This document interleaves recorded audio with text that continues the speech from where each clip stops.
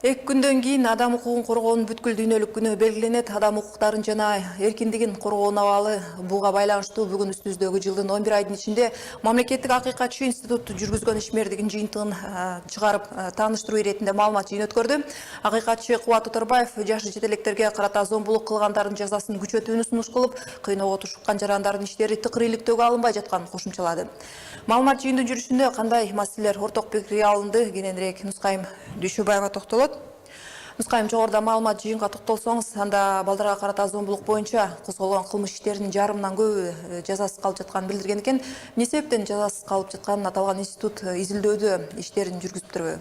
Кандай болуп тур? Чындыгында буга чейин балдардын зордук зомбулукка кабылып жатканын жана тиешелүү чаралар көрүлбөй жатканын биздин бир канча берүүлөрүбүздө да көтөргөн болчубуз. Бул маселе бүгүн акыйкатчы дагы көтөрүп, анда чындыгында эки жак элдешип, кайра бул чынын сот иштерине чыкпай, акырына чыкпай жатканын билдирди эле. Анда ошо Кубат Оторбаевдин берген пикирине токтолсок. Балдарга карата сексуалдык зордук зомбулук жасагандардын жазалоо чеги болгону 3 жыл. Биз муну өтө жумшак жаза деп эсептейбиз. Ошондуктан биз ошол жазаны күчөтүүнү 8 жылга чейин көтөрүүнү сунуш кылдык парламент тарабынан. Чындыгында жазасын өтөбөй калып жаткан кылмышкерлер дагы көп.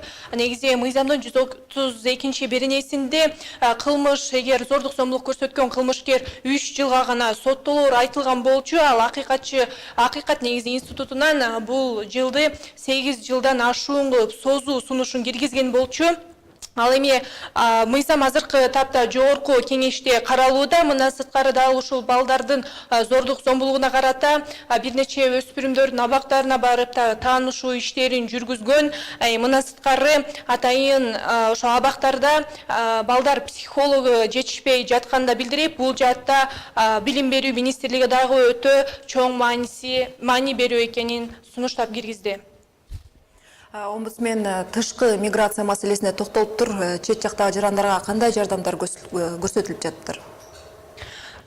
Ушул жылдын мисалы чындыгында аталган институт тарабынан бир нече чет жактагы маселелерди чечүү иретинде Орусияга да барып, албыртуу бир иштерди жүргүзүп кеткенин айтты эле. Аталган иштер тууралуу акыйкатчы өзү токтолду. Көңүл бурсак. Москва шаарынан 70 километр алыстыктагы Сахаров деген шаарчада жайгашкан чет өлкөлүк мигранттарды, жарандарды убактылуу кармай турган жай бар. Ошол жерге мен Россия Федерациясынын омбудсменинин кызматкерлери менен чогуу, Кыргыз Республикасынын Тышкы иштер министрлигинин миграция кызматынын кызматкерлери менен чогуу бардым. Ошол жерде жалпысынан 600 чет элдиктер кайрылып жатат. Бул бүтүн дүйнө жүзү боюнча келген, Россиянын Федерациясынын аймагына келген чет элдиктер. Ошолордун 44-ü Кыргыз Республикасынын жарандары болуп чыкты. Арасында 2 кыз бар. Мына үстүбүздөгү жылдын 5 жана 6 сентябрында акыйкатчы бул Орусияга жана Казакстанга барып өзүнүн акыйкатчылардын башын бириктирүү атайын бир уюм түзүү боюнча сунушун киргизип келген болчу. Ал эми мындан 5 декабрда тагыраагы 3 күн мурун дал ушул меморандумга кол коюлду. Ага бир гана Казакстан, Орусиядан башка Өзбекстан, Монголия жана бир нече өлкөлөр катышкан. Ал эми акыйкатчынын дагы буга чейин сот башкы прокуратура менен дагы аябагандай тыгыз иш алып барып жатканын айтып, башкы прокуратурада 2013 жылдан бери тагыраак азыркы жылга чейин 35 кылмыш иши дагы да соттук экспертиза, медицина экспертизасынан бүтпөй жатканын айтып, бул жерде медициналык экспертиза өтүүдө кыйынчылыктар жаралып жатканын, кеминде бир кылмыштын бетин ачуу үчүн дал ушул экспертизага 3 айдан 6 айга чейин мөөнөт кетип жатканын айтып, бул жерде дагы багы саламаттыкты сактоо министрлиги олуттуу көңүл буруп, жаңы жабдуулар менен камтып берүүсүн да сунуштады. Ал эми абакта жана Орусиядагы акыйкатчы менен үстүбүздөгү жылда барып бир канча иштер менен бир канча абактардагы кыргыз жарандары менен таанышкан эле. Мына жогоруда айтып өткөндөй 44 жарандын көбү бул кылмыш иштерине же болбосо баңгизат сатууда, уурулук кылууда же болбосо адам өлтүрүүдө гана шектелип, ошонун негизинде гана Кыргызстандын 44 жаран Орусияда кармалып келүүдө. Мына кошумча жогоруда өлкөдөгү жардамдарга муктаж болуп кайрылган жарандардын санын атап өттүк. Кайрылган жарандар кандай жардамга көбүн эсе муктаж болушат экен? Мына үстүбүздөгү жылдын жыйынтыгы менен дагы кошумча кандай иш-чаралар өткөрүлүптүр?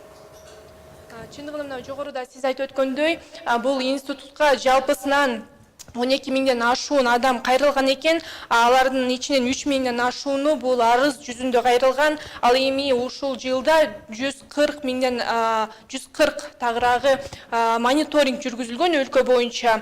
Жана 1300дөн ашуун сот процесстерине ушул Акыйкат институту жүргүзгөн.